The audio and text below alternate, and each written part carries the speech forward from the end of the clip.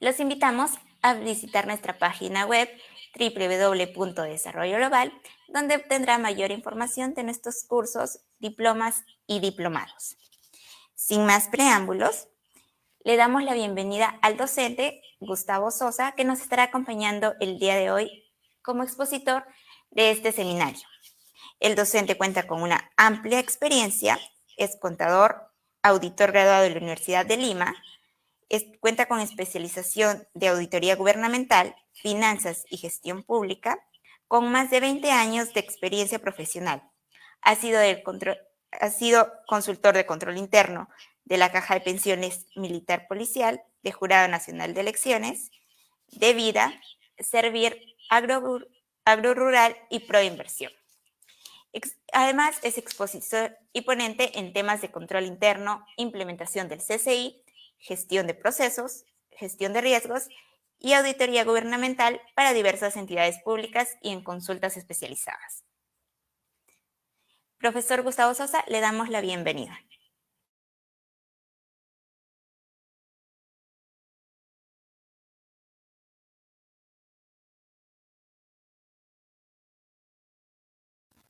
Para la mejora continua en el marco de la implementación del sistema de control interno. Vamos a tratar estos 4 temas: mejora continua, la gestión de riesgos, medidas de control y la relevancia del tema. Son puntos importantes que es necesario tener en cuenta para mejorar la gestión pública.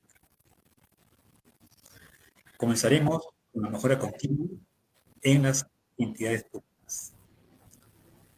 Un poco conociendo el concepto de lo que es mejora continua. Es la actividad recurrente para aumentar la capacidad de gestión y la satisfacción de los ciudadanos o destinatarios de los bienes y servicios. Asimismo, representa el esfuerzo permanente y continuo que tiene la entidad para mejorar los procesos y reducir aquellos procedimientos innecesarios.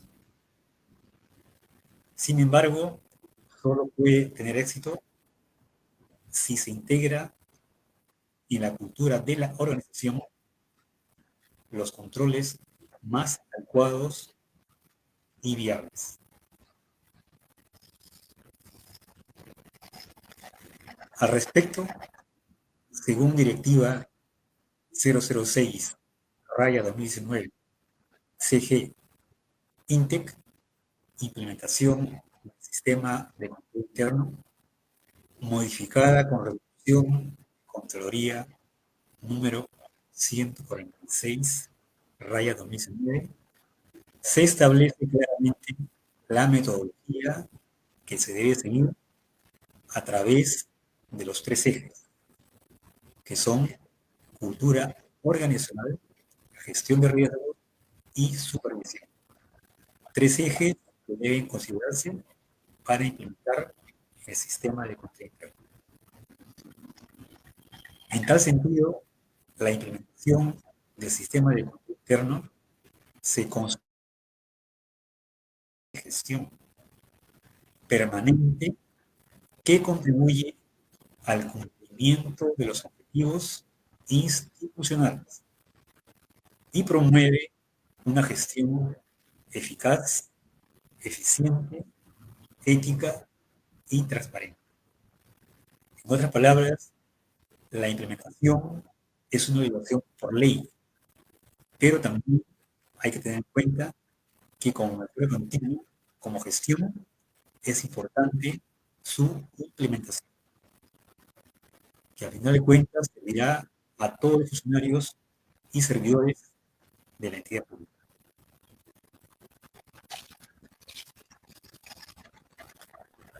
En cuanto al procedimiento orientador de gestión de riesgos, es necesario seguir una secuencia lógica de los pasos que se deben seguir para implementar el sistema de control interno. El primer paso es priorizar el producto. El producto es un bien o servicio que brinda la entidad pública. El segundo paso es identificar los atributos, que son las características que tiene el servicio que brinda la entidad. Normalmente esos atributos son la oportunidad del servicio, la cobertura del servicio y la calidad estándar que debe tener el servicio. El paso 3 es identificar los riesgos, o sea, determinar qué podría pasar para que no se cumpla el objetivo de un proceso determinado. Luego se valoran los riesgos. En la directiva se establecen parámetros o escalas donde se valorizan los niveles de cada riesgo. Como paso 5, se tiene que identificar las causas que dieron origen a ese riesgo. En base a ello, llegamos al paso 6, donde se establecen las medidas de control. Son medidas de control tendientes a mitigar o minimizar los riesgos que previamente hemos identificado. Luego, paso 7, se establecen los medios de verificación. Esto se refiere al sustento o la documentación que respalda a una medida de control. Y por último, el paso 8, ya se identifican las unidades orgánicas que serán responsables de dicha implementación, considerando la fecha de inicio y la fecha de término de esa medida de control. Como ven, son pasos secuenciales que propenden a una mejora continua para cumplir con todo el ciclo de la gestión de riesgos como parte del sistema de control interno.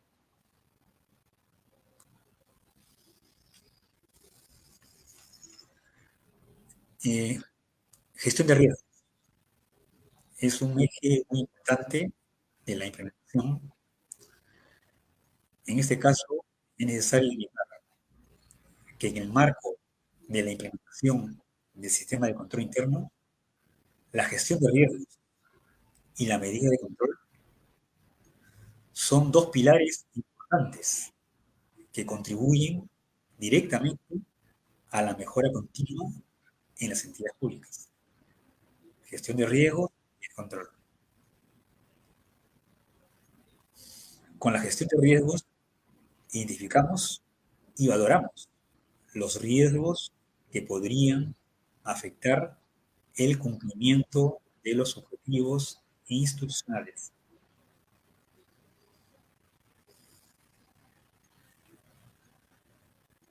Ahora, para implementar el presente eje de gestión de riesgos, el órgano o unidad orgánica responsable de la implementación y las unidades orgánicas que participan en dicha implementación deberían ejecutar los siguientes pasos.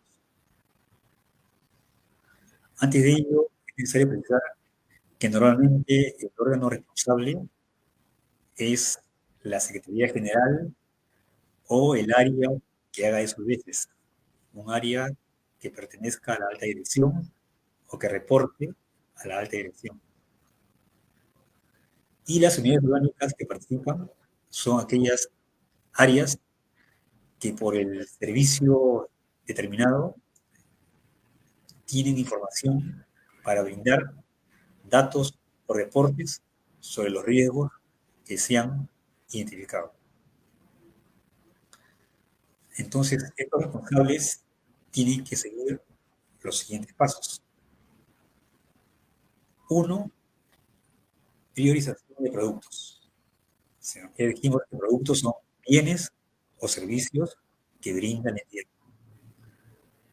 El paso 2, y es en sí la evaluación de los riesgos. Y el paso 3 es el plan de acción anual, sección medidas de control. Son 3 pasos necesarios, esenciales, que se debe seguir para implementar la gestión de riesgos en el marco de la implementación del sistema de control interno.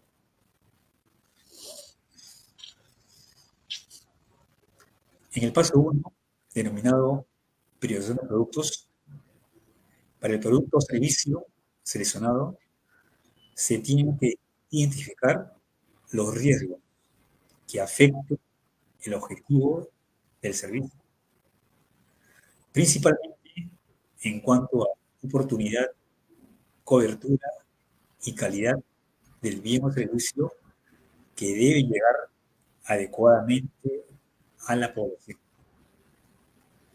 No olvidemos que el servicio es la razón de ser de una entidad pública, que debe llegar de manera adecuada a la población, ciudadano o la población objetiva.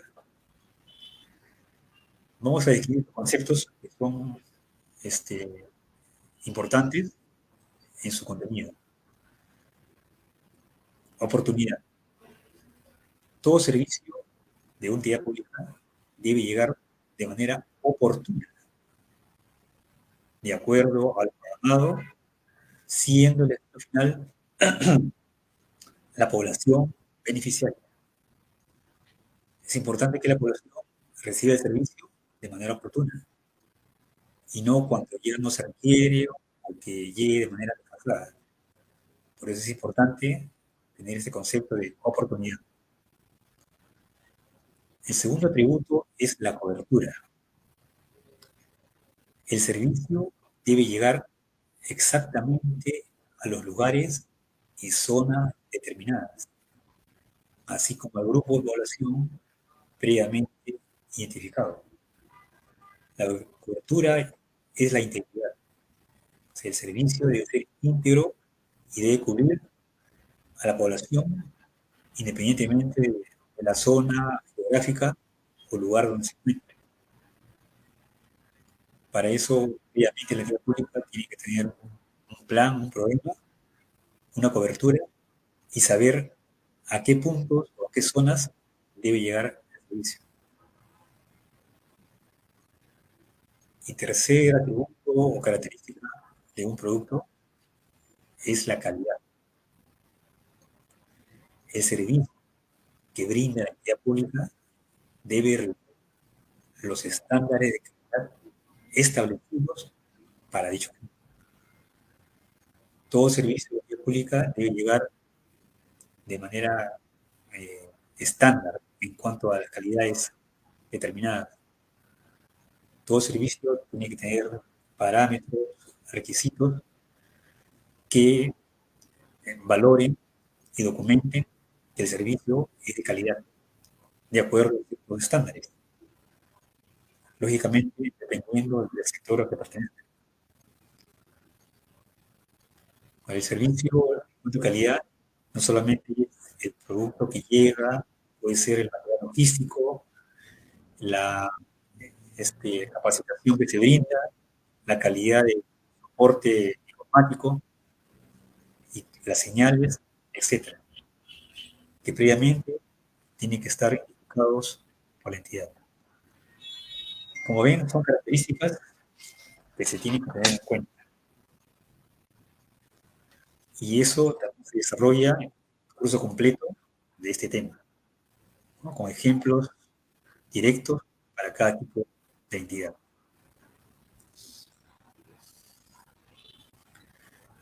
El paso 2, importante, es la evaluación de riesgos. Sí. Aquí hay tres partes. Literal A, identificación de los riesgos. Para cada producto priorizado se identifican los riesgos que afecten la provisión del servicio. Para el desarrollo correspondiente pueden tomarse en cuenta las preguntas guía de identificación de riesgos que se presentan en el anexo de la directiva, los cuales están orientadas a los conceptos que anteriormente informé: cobertura, oportunidad y calidad de servicio. También, aunado a ello, se considera en Nexo 5, riesgos de corrupción, que es un tema que está profundizando en orientaciones recientes de la Contraloría. Y también es importante porque esto atenta contra la buena gestión pública y limita la mejora continua en la entidad. B, valorar los riesgos. Para cada riesgo identificado, se procede a valorar su probabilidad y ocurrencia, así como el impacto que podría generar en la provisión del producto priorizado. Para ello hay una tabla, una escala, donde, de acuerdo a ciertos parámetros, se valoran los riesgos.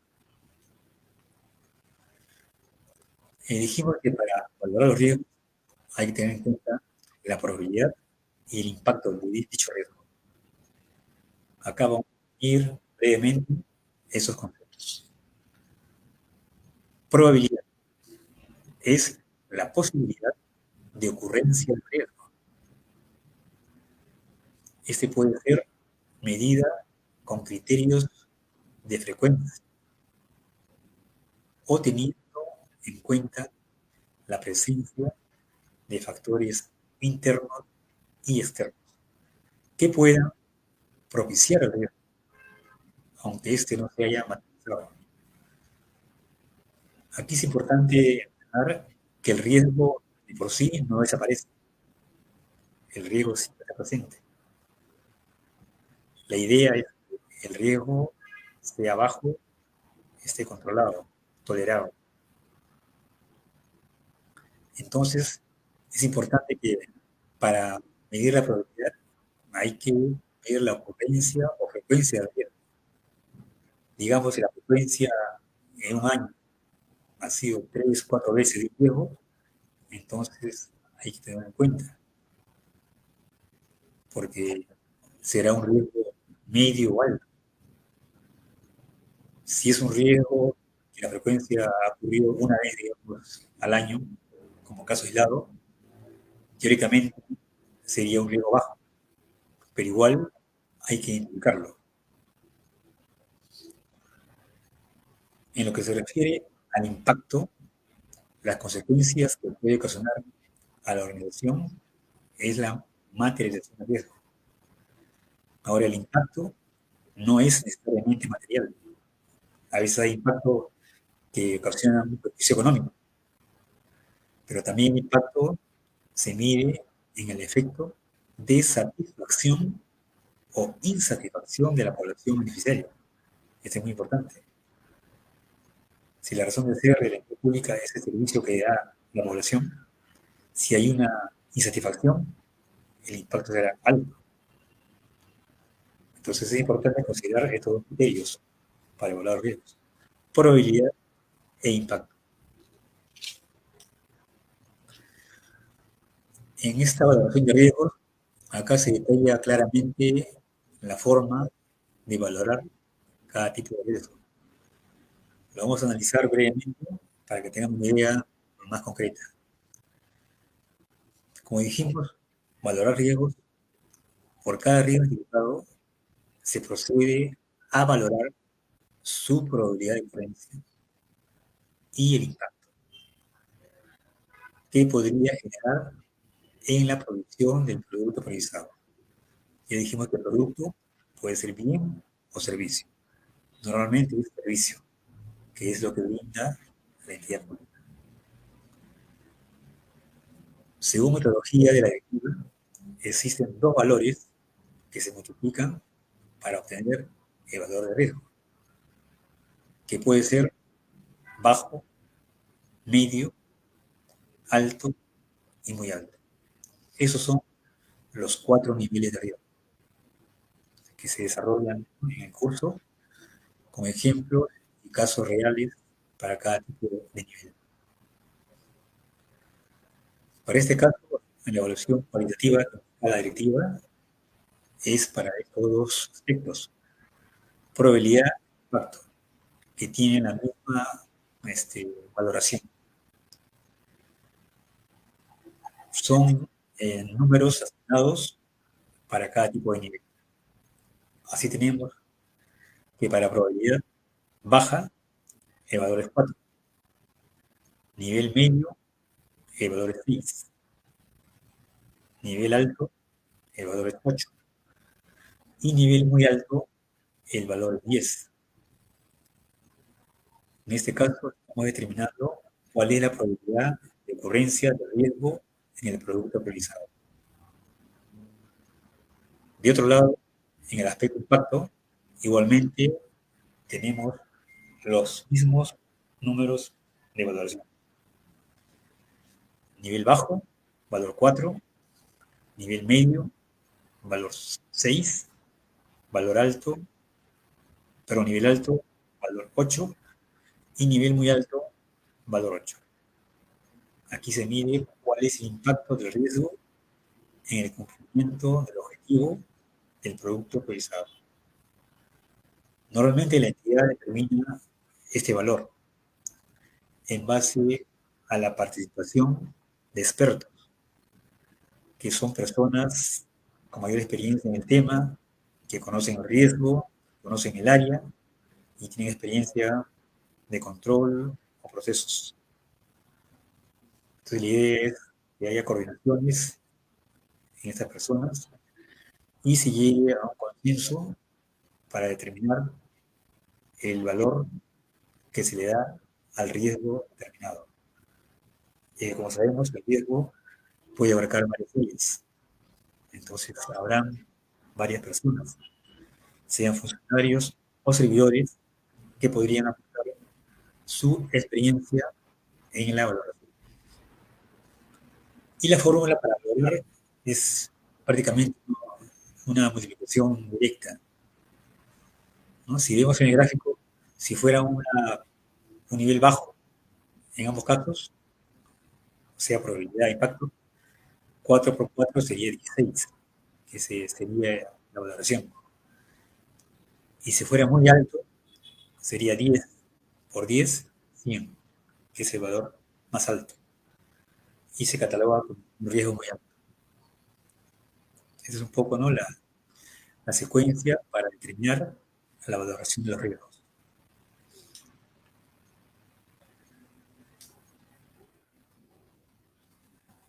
Acá es necesario también precisar de que cuando se determinan, digamos, medidas de control, tienen que los riesgos estar en una valoración media, alta o muy alta.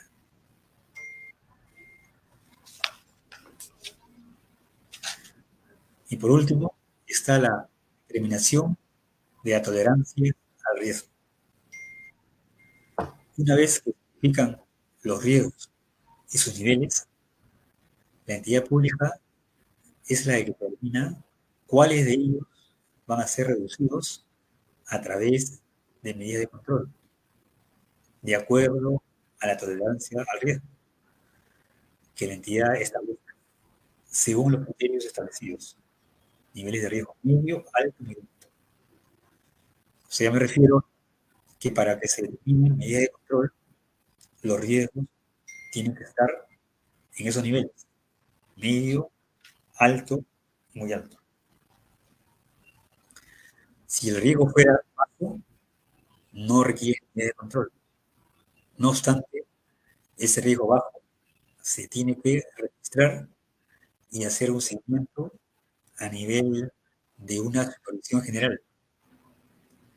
Esto para evitar que ese riesgo bajo pase a ser medio o alto, cosa que la entidad no quiere. Por ello, el hecho de tener identificado un riesgo bajo ya es una forma de evaluación de riesgos. Entonces, ¿no?, esa es la idea, ¿no? Medida de control cuando los riesgos son medio, alto, muy alto. Y se tolera solamente un riesgo bajo, que si bien es cierto, no tendrá medida de control, pero sí estará controlado a nivel de un registro, con una supervisión general con cierta frecuencia para ver el comportamiento de ese riesgo bajo.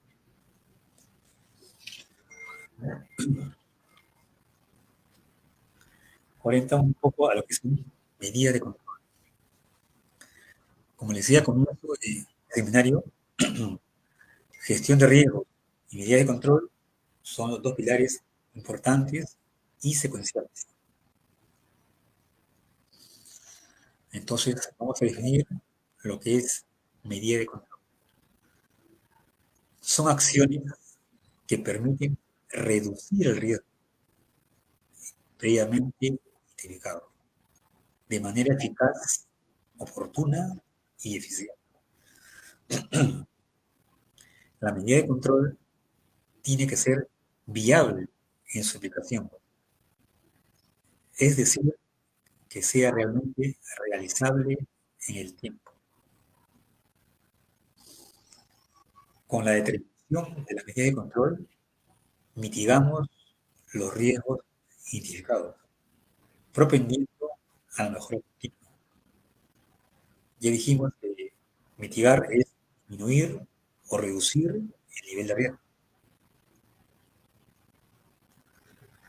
Aquí es importante precisar que antes de determinar la medida de control, se tiene que evaluar si realmente esa medida se puede realizar, si es viable, se cuenta con los recursos y realmente va a mitigar el riesgo. Porque a veces ocurre que se determina una medida de control, pero no es para mitigar ese riesgo. O en todo caso, no es exactamente para mitigar el riesgo identificado. Y eso ya obliga a hacer posteriormente ajustes, correcciones o más reevaluaciones. Entonces es importante, ¿no?, determinar una medida de control viable, considerando lógicamente las fechas de inicio y término, así como las áreas que serán responsables de su implementación.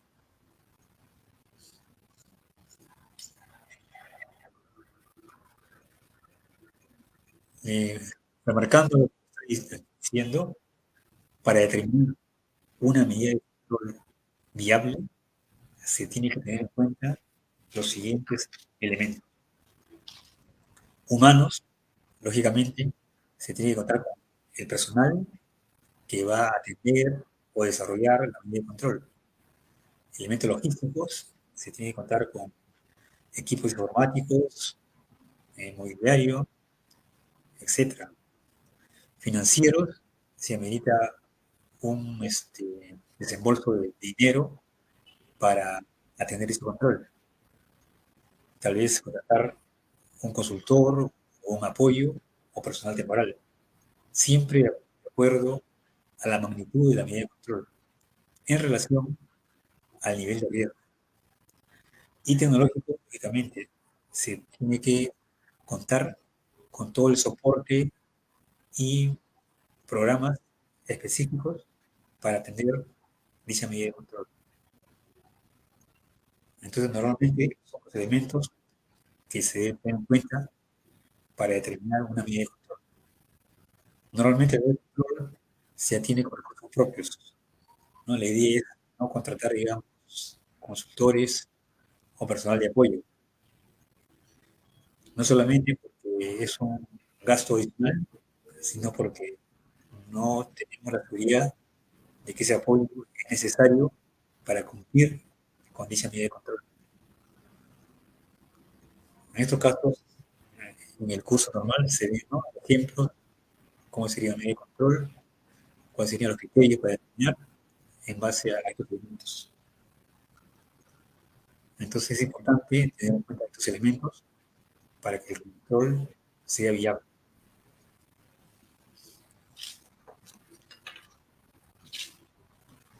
Como le decía al comienzo, para determinar la medida de control en base al riesgo identificado, hay que indicar las causas de ese riesgo identificado. La entidad puede utilizar el procedimiento que considere adecuado para establecer medidas de control. Sin perjuicio de ello, se pone en conocimiento de manera de orientación un procedimiento para tal fin. Igualmente es una secuencia lógica, que ya le hemos comentado, y en este cuadro se ve claramente la secuencia. Riesgo y etapa. Son riesgos que han sido ya valorados y serán incluidos en el plan de acción anual, sección de control. Estamos asumiendo que son riesgos de nivel medio, alto o muy alto. Para estos riesgos se tiene que buscar las causas. Esto se refiere a identificar y analizar el origen de los riesgos identificados. O sea, qué originó para que ese riesgo se dé. La causa puede ser variable. Entonces eso también tiene que determinarlo el panel de expertos o las personas que participan en la implementación. A veces son causas, digamos, por la negligencia, causas en persona, error humano, negligencia, una impericia, desconocimiento de una norma, o mala aplicación de un procedimiento. Entonces, igualmente, las causas tienen que ser claramente identificadas, porque en base a ello se va a establecer la medida de control. Y precisamente el tercer punto secuencial es establecer la medida de control. Aquí se establece la o las medidas de control sobre las causas identificadas. No olvidemos que para establecer un nuevo control tiene que ser en relación al riesgo identificado y a las causas que dieron origen. De esta manera, la medida de control va a lograr su objetivo, que es mitigar o disminuir el riesgo identificado.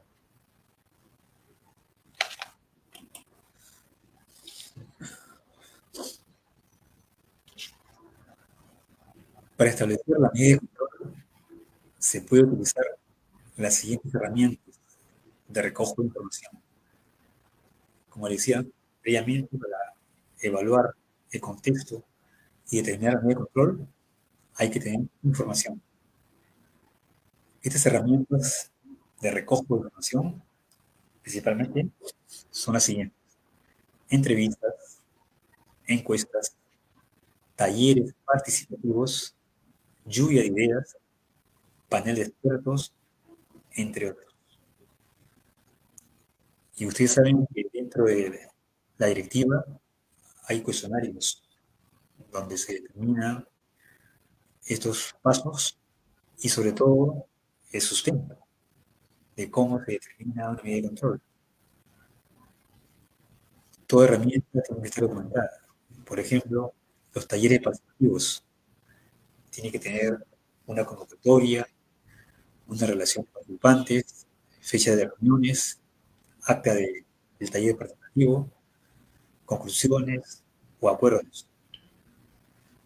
Son todos documentos que avalan o sustentan que estamos cumpliendo con una de las herramientas de recojo de información.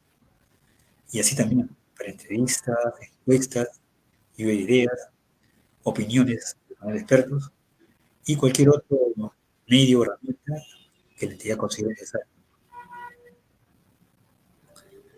No olvidarse, el objetivo de la medida de control es mitigar o disminuir los riesgos previamente identificados, tomando en cuenta las causas que originan dichos riesgos.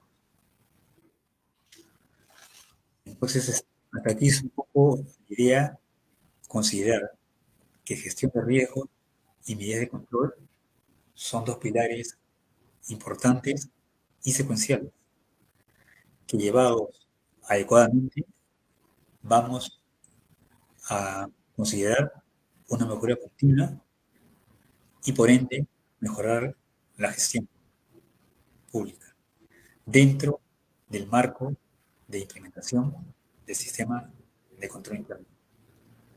No olvidemos que la gestión de riesgos es un eje principal que abarca medio de control y también considera lo que es un medio de verificación, que es la parte complementaria a la medida de control. En otras palabras, la medida de control tiene que tener el sustento correspondiente. A esos, la directiva lo denomina medio de verificación. Dice sustento, documentación que respalda una medida de control.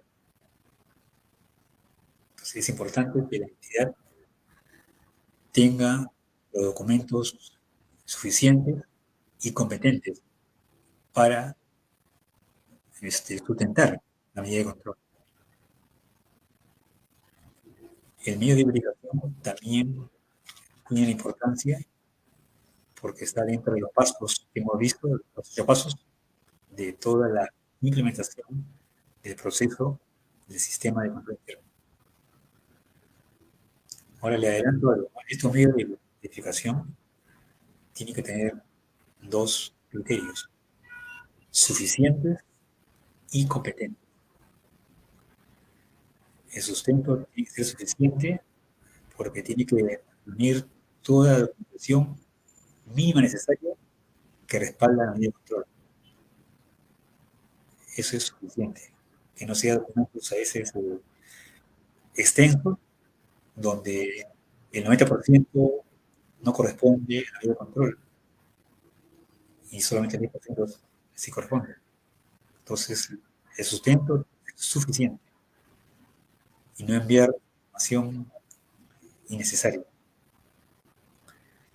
Aparte de suficiente, no, el medio de aplicación tiene que ser competente. O sea, que el sustento realmente completa o se refiera a la medida de control. Entonces, suficiencia y competencia de los medios de identificación.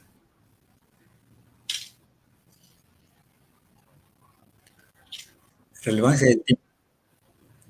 Este cuarto punto es un poco para recapacitar un poco, reflexionar el tema del escenario, donde vamos a puntualizar algunos hechos o situaciones que tenemos que considerarlo y son motivos para ser desarrollados en cursos completos. 1. La identificación de riesgos está referida a establecer situaciones adversas que impiden la consecución de los objetivos del producto, o sea, de bienes o servicios. No olvidarse de ello. Los factores principales que determinan un riesgo están relacionados principalmente en la cobertura, oportunidad y calidad estándar del servicio de la entidad, que debe llegar a la población beneficiaria. Entonces ya dijimos que toda entidad pública, para llegar a una mejora continua dentro del marco de implementación, tiene que determinar adecuadamente su riesgo, considerando situaciones adversas que pueden impedir el cumplimiento del objetivo de ese servicio. Si normalmente el servicio tiene que ser de cobertura establecida, de una oportunidad determinada y de una calidad estándar, entonces tenemos que primero enfocarnos en ello. O sea, ¿qué podría pasar para que dicho proceso no tenga la cobertura adecuada? ¿Qué puede pasar para que dicho servicio no se brinde de manera oportuna? ¿Qué podría pasar para que dicho servicio no llegue con la calidad estándar? ¿No? Si bien son elementos sencillos, básicos, pero profundos en su aplicación, que normalmente la entidad pública tiene esa habilidad. ¿No? Si vemos entidades públicas, que en mi caso yo he visto, muchos servicios no llegan con la cobertura adecuada, llegan de manera inoportuna y llegan con deficiencia, falta de calidad. Entonces, si nos enfocamos en esas tres características, será importante fortalecer el proceso y los riesgos serán menores.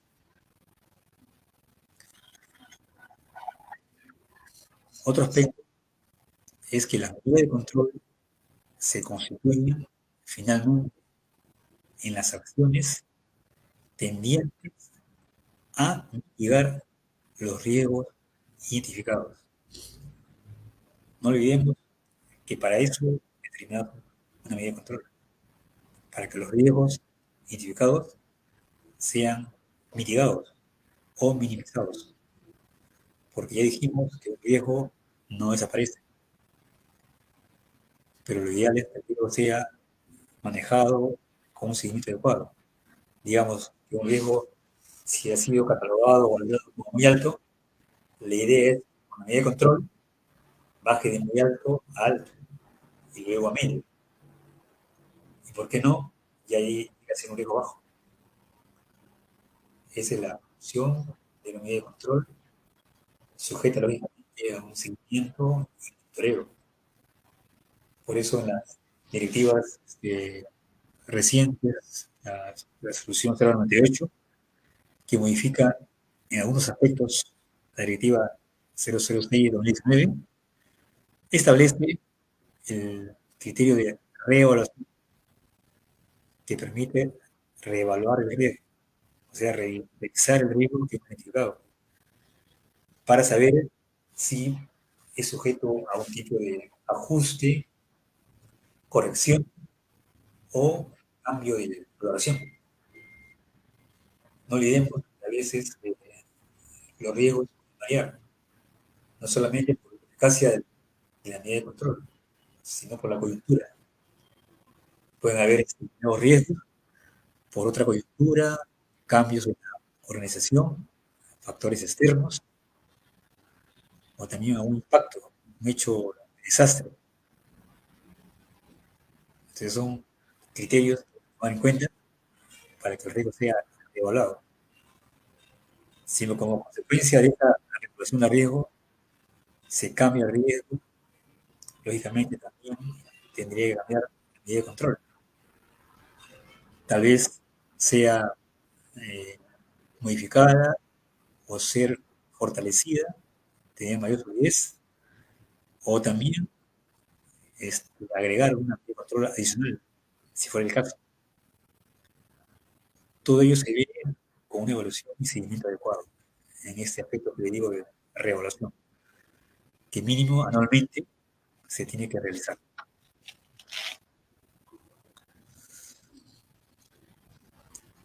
Otro punto son las causas de los riesgos, que dijimos que son elementos importantes para establecer una medida de control.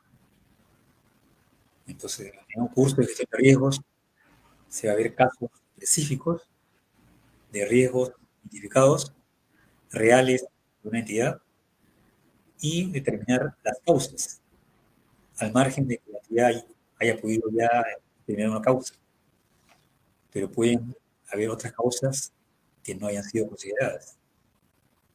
Entonces, esto se evalúa. Porque, como ya dijimos, la causa del riesgo es un elemento importante para establecer una medida de control.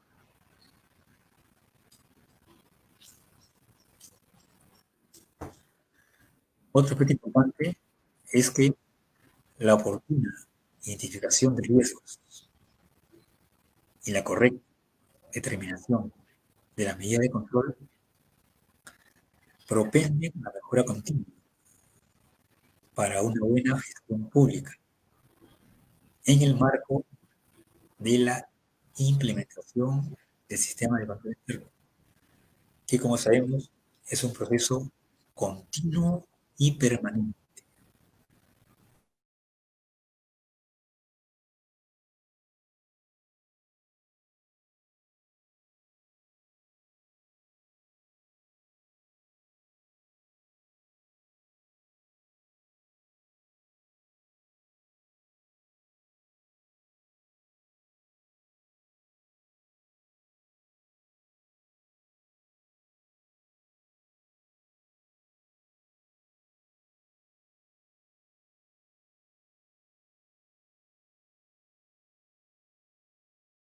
el sistema de control interno.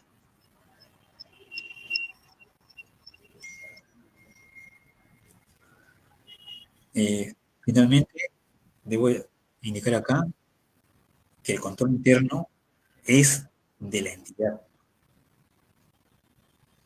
Nosotros, o sea, la entidad, tenemos que implementar, mantener y perfeccionar el sistema de control interno en cada unidad orgánica, de manera gradual, con enfoque, procesos, riesgos, controles. Esta es una tecnología que yo considero comprensiva para que ustedes lo tengan en cuenta. Me explico. En toda función que hagamos, eh, independientemente del cargo, hay procesos o actividades que manejamos, ya sean procesos administrativos o procesos visionales de dirección. Pero siempre estamos inmersos en un proceso. Entonces, si nosotros conocemos el objetivo de dicho proceso, nosotros como trabajadores, al conocer el objetivo del proceso, estamos en la capacidad de identificar riesgos. O sea, ¿qué podría pasar para que ese objetivo del proceso no se cumpla? Conocemos el objetivo del proceso y se identifican los riesgos que atenten contra el cumplimiento del objetivo de ese proceso. Si tenemos esos riesgos identificados, podemos proponer a determinar controles tendientes a minimizar los riesgos. Esos son las medidas de control. Entonces, si se dan cuenta, ¿no? Esta trilogía es básica, que todo de una forma lo manejamos en el día a día, sean procesos, actividades o tareas, siempre debemos conocer para qué se hace, cuál es el objetivo de ese proceso, procedimiento o tarea. Si conocemos ese objetivo, estamos en la condición de establecer qué riesgos podrían identificarse que impidan el cumplimiento de ese objetivo. Y por ende, ya con los riesgos identificados, estaría en la capacidad de proponer controles, que son las llamadas medidas de control.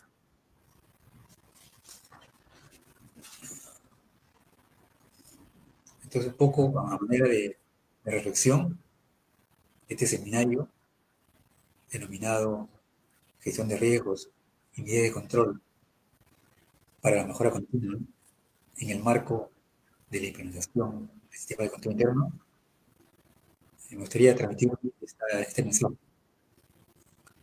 Si bien es cierto que la implementación del sistema de control interno está establecido por ley de manera obligatoria, que tiene que cumplirlo todas las entidades públicas,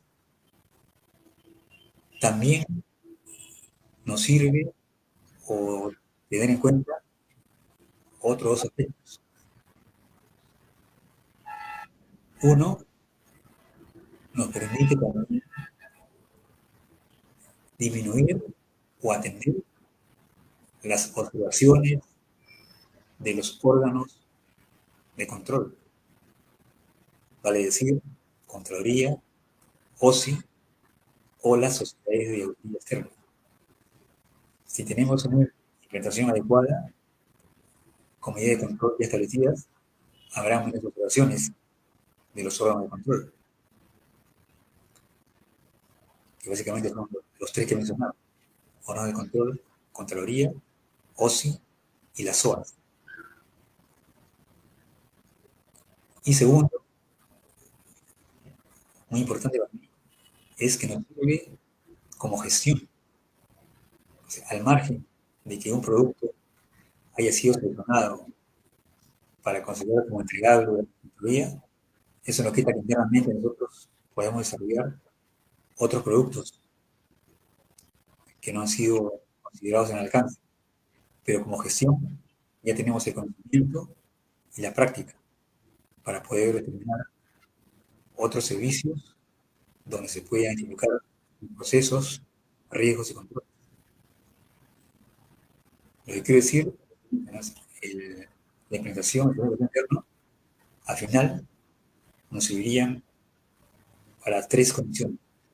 Uno, cumplimos con la ley, porque la ley de control interno hace referencia a implementar el sistema de control interno.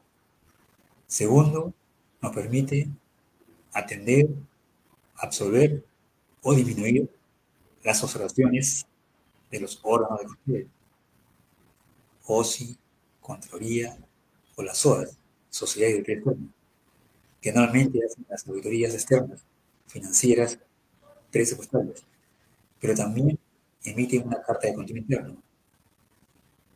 Y para este año, esta carta de control interno va a contener aspectos del avance de la implementación del sistema de control interno.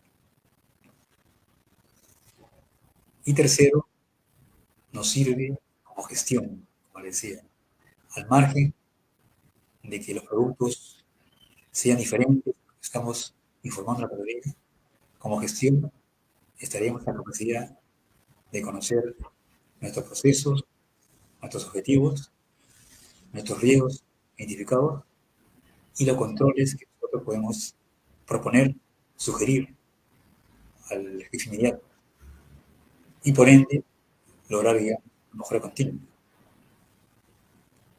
Entonces estos tres aspectos son importantes, ¿no?, de la implementación del sistema interno. Obligación por ley, atender las acciones de los órganos de control y tercero, como gestión, que propende a la mejora continua. O sea, mayor conocimiento lo tienen las personas que estén en el proceso de la actividad, al margen del cargo, ¿no?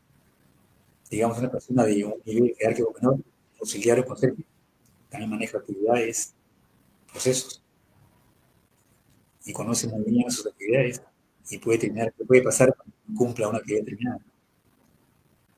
Y él mismo puede proponer, ¿no?, controles o qué necesitaría para mejorar su actividad.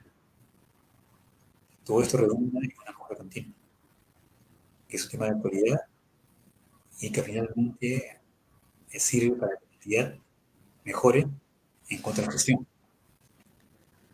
Y por ende, estaremos cumpliendo con la implementación del sistema de control interno. Hasta aquí sería este seminario resumido del tema que hemos tratado y que considero importante para toda persona, funcionario o servidor público que se desarrolle en una actividad pública o que también público objetivo que quiera conocer el tema. Entonces sería todo de mi parte en este seminario. Agradezco su atención y éxito en el conocimiento del tema. Buenas tardes.